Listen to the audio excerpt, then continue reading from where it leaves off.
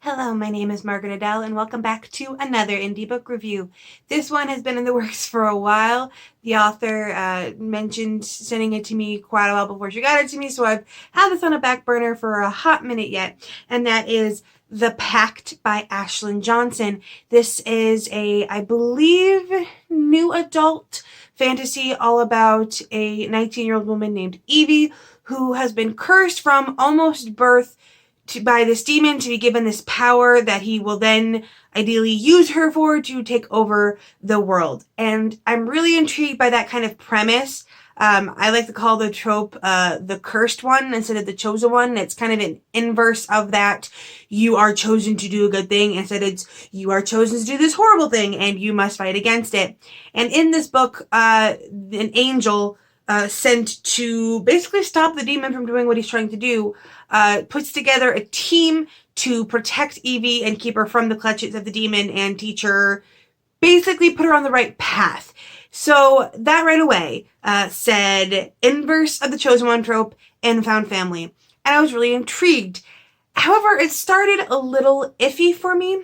Right away, it doesn't begin with Evie's curse or Evie's powers. It begins with the angel putting the team together.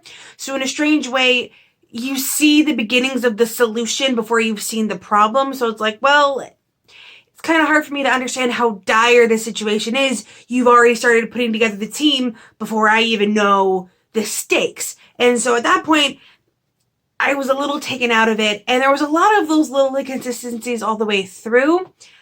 I love a found family. It's like my favorite trope. However, this was a really big found family. At one point I counted and I think there was like 11 characters on the good guy's side, including the angel and everything. And so I'm like, okay, who's going to be the expendable one that gets killed for, the emotional impact? Like you can almost tell right away, okay, not all of you are going to survive, or at least not all of you are going to really matter by the end. Like, I could already feel that some of them were just expendable. And because there are so many, and it's gone into in such depth, a giant portion of the book is dedicated just to backstories. Like a full, third almost of the book is dedicated to this character's backstory and this character's backstory, and how this character became a vampire, and how this character joined the team. And so much of it feels like nothing is really happening because it's all in flashbacks. You haven't gotten the crux of the plot as told in the synopsis. So in my mind, I would have preferred honestly, you could have cut out easily 4 or 5 characters from the protagonist side and not had that much of a difference in the hard and fast plot points. So I would have preferred that, make it smaller, hone in on the small handful of characters that you want to, and make that feel like a tight-knit group. Because coming in this giant ensemble cast, I didn't get to know any one of the characters too much more than any one of the other characters. And so it felt like I had a vague idea. Also, it kind of falls into that trope where it read a little bit like a self-insert at times, because it seemed like everyone was so particularly obsessed with Evie. Now, the angel, when she puts together the team, offers each of them something. Protect this girl, you get this. And for some of them, it literally just is, you get something to do to distract you from your grief. But in most cases, it's like they forget real quick who or what their goal is. And immediately they're like, oh, well, we're here for Evie. And it read a little bit too much like a self-insert there, where it was like they're just a little bit too quick to love her for it to be natural. And honestly, I didn't really like her all that much. Evie is, I believe the first time you see her in the story, she's about 15. She's 19 at the crux of the plot. And she does not read like a 19-year-old at all. In my mind, there were times I literally imagined her to be 12. She acted so immature. And other characters comment on it like, hey, you're being super immature right now, but there's no arc. She never improves. She never actually grows up like they want her to. Whenever she gets angry, she turns very cruel. There are some horrible words said to other people that she supposedly cares about when she gets in an argument that she never apologizes for.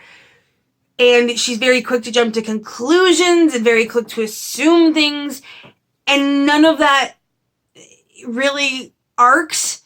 Now, I could believe it as, oh, it's the demon's influence. The problem is that she doesn't actually spend too much time under the demon's influence. Like, the demon curses her, but then, like, he doesn't take her. He doesn't visit her regularly. She's kind of left with this group. So I'm going, why are we to assume this power is making her evil? But it never really says that. It never really hints that these powers are, like, turning her to the dark side slowly. Which, if it had been, that would be a really nifty idea where, like, you can see the demon's influence over the course of her life slowly, like, leeching away at her humanity and turning her like, that would have been a fantastic premise.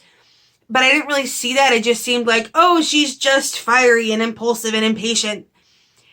And in other points, there were struggles with, for all that this team was specifically picked together by an angel to protect her, they low-key sucked at it. Like, so many times they're like, hey, this demon wants to use this girl to end the world.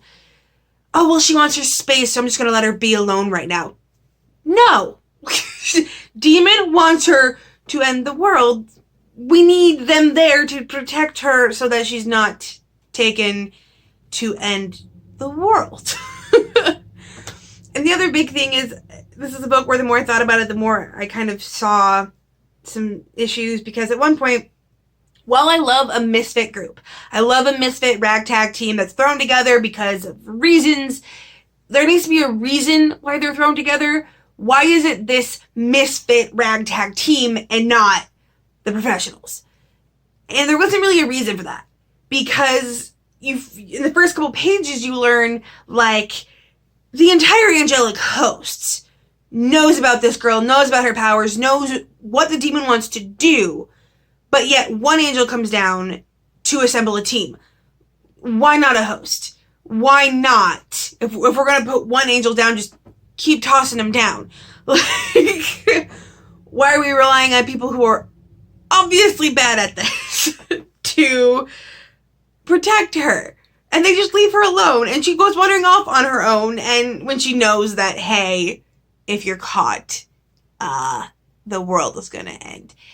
And so there's a lot of those little inconsistencies that were a struggle that I could have gone past if it had been like, oh, the angels don't really think she can be saved except this one angel, and so this one angel is like, I'm gonna show you, but all she can find is this ragtag team. Like, something like that. Something if there's a reason of, we're cobbling together this group because we have to, because there's no one else. But the fact that, like, all other angels are like, know about this and, like, are like, yes, we should do something about this, didn't really gel with me. And in general, like, in a weird way, this book felt familiar to me, and I couldn't really figure out why for the longest time. Then I realized this is the story that's been on every writer's hard drive at some point. Every writer, in whether published or non, if you have completed more than one manuscript, you have a story like this on your hard drive, and it's invaluable to you, to your writer's journey, and it helped you, but it isn't necessarily the one you get published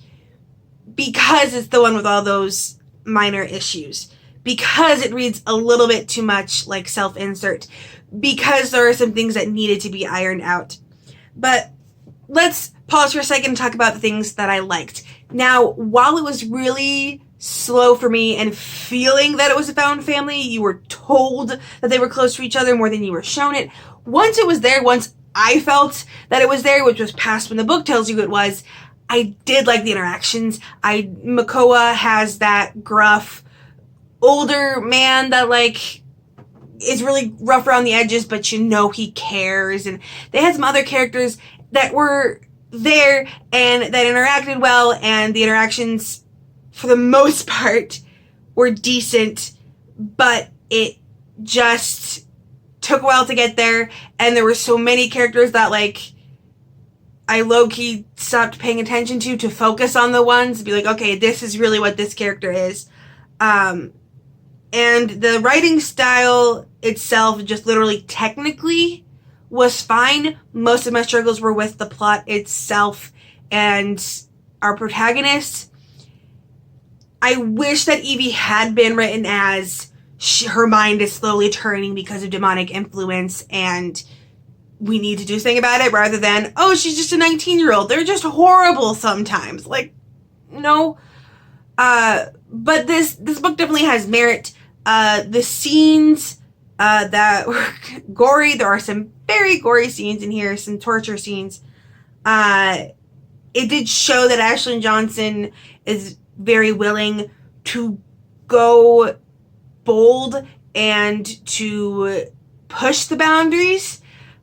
And like I said, this book reads like one of those books where it is invaluable to the writer's process and the writer's journey to get there. And you can see where, with more refinement, with more editing, this could really turn into Ashlyn Johnson's style. As is right now, it feels very rough around the edges. So in the end, I gave this 2 stars. But like I said before, if I can finish a book, there is always merit in it. And I definitely believe that Ashlyn Johnson can improve from here. There's the seeds of a fantastic, bold, and giant conflict writing style that I genuinely love. I love books that have big, giant, world-ending conflicts and authors that aren't afraid to, like, put characters in situations that make you genuinely uncomfortable. Like, I love all of that, and the seeds of that are there. It just needs a little bit more work in the plotting and world building side. Now, if you are an indie author and you'd be interested in a review, please let me know. I will have my email down in the description below. I will also have my review policy down there. Please give that a read through before you send the email. It answers a lot of questions and saves us a lot of time. And with nothing else to say, I hope you have a wonderful day and a marvelous tomorrow.